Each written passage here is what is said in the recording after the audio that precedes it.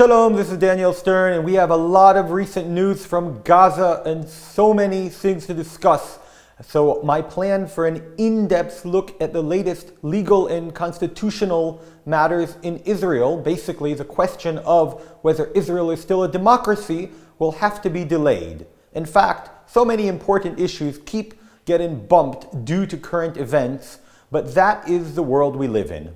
Oh well. From the onset of the conflict with Gaza, there was always multiple goals and multiple opinions on how best to go about achieving them. Destroying the Hamas is one goal, releasing our hostages is another. Some think that releasing the hostages is more important than destroying the Hamas. Others disagree, myself included.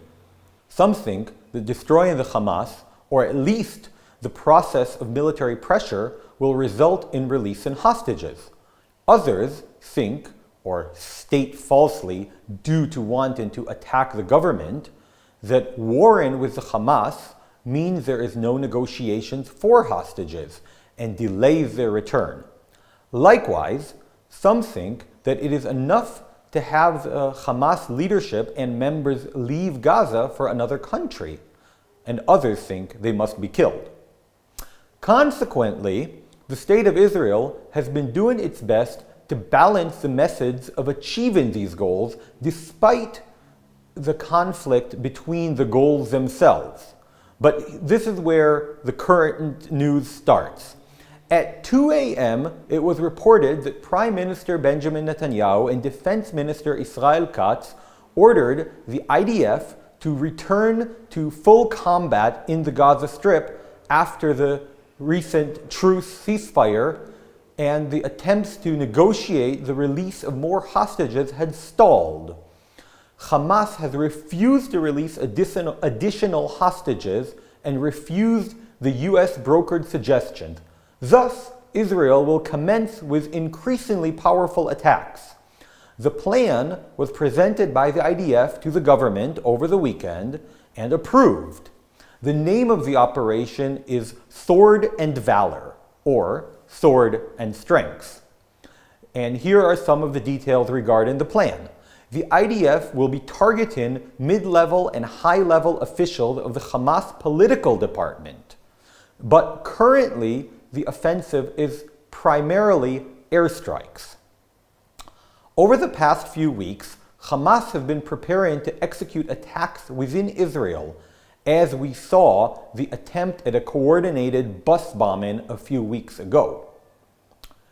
Now, for the last 18 months, one of the results of the conflict is that the trains in southern Israel, and especially between Ashkelon and Ashdod, have been halted due to their vulnerability to missiles from the Gaza Strip. Now that too has been announced to take effect as of this morning as well. So we can learn from that there's an expected retaliation of this situation as it's developing.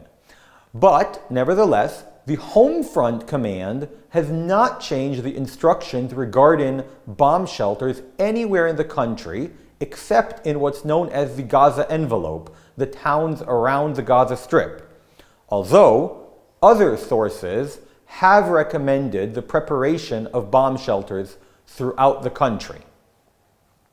I saw an interesting report by Finance Minister, who is also a minister within the Defense Department, and the leader of the National Zionist Party, Bezalel Smotrich, who is a known hawk, and he said that the offensive has been planned over the last 2 weeks and that the outcome will be different than what we have seen in the past. That the government is determined to finish the job and destroy the Hamas. Of course, we'll have to wait and see. Israeli military sources claim that the United States was informed of the plans before they were executed. And the White House spokeswoman affirmed this report, stating that the US will stand with its ally Israel, and added that the Hamas could have extended the truce by releasing hostages, but refused and chose instead the path of war.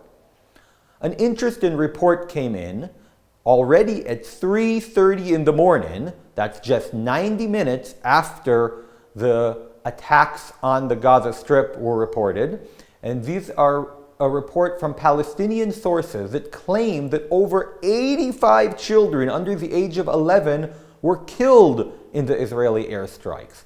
And it's amazing that it took them only 90 minutes. The Gazan ability to find, identify, and tally them into categories that go as far as to indicate age is amazing. Either that or they're up to their usual bullshit lies. But anyways, Al Jazeera reported that over 200 terrorists have been killed. The IDF spokesman in Arabic has sent out warnings for evacuations from areas in the Gaza Strip close to the border with Israel. Military sources in Israel say that from this point on, the negotiations will be under fire.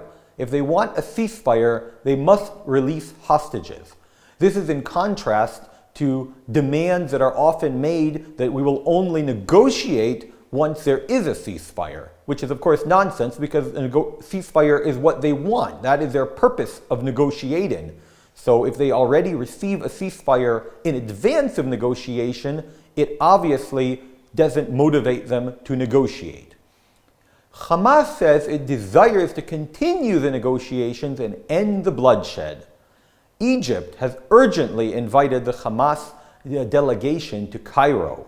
Saudi Arabia is attempting to secure hostage release for an immediate ceasefire, but nevertheless, Israel, according to Arab press, has informed Egypt that they refuse a ceasefire at this point. Now, at 1:20 p.m., just a few hours ago, I saw a report that said that the Hamas has already given in and is willing to release hostages. But frankly, I'll believe it when I see it. So we'll have to wait and see if that happens.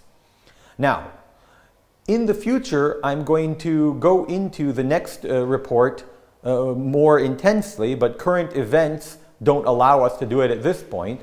Nevertheless, it's worth noting that the far-left, liberal, progressive head of the quote-unquote Democratic Party, don't the far-left liberals love calling themselves democratic?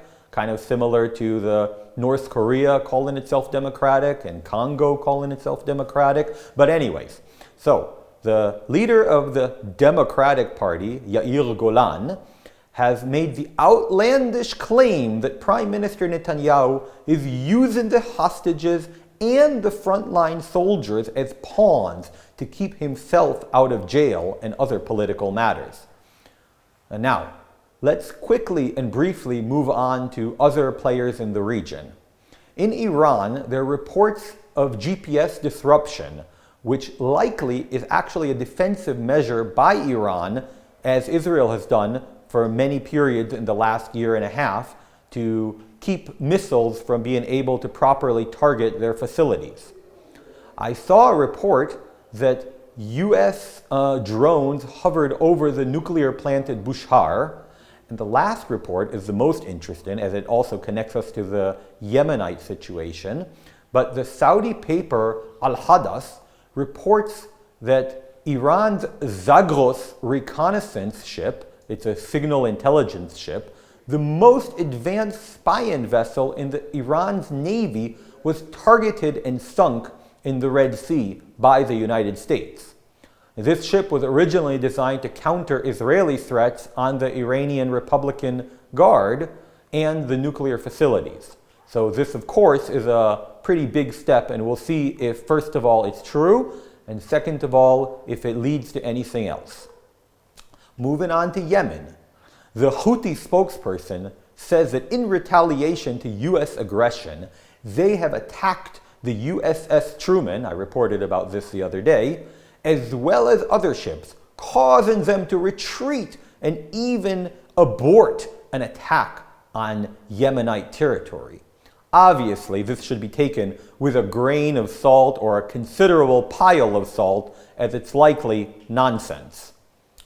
The U.S. claims that it has no interest in toppling the Houthis, and that the Houthis can end the U.S. offensive when they stop attacking the international waterways.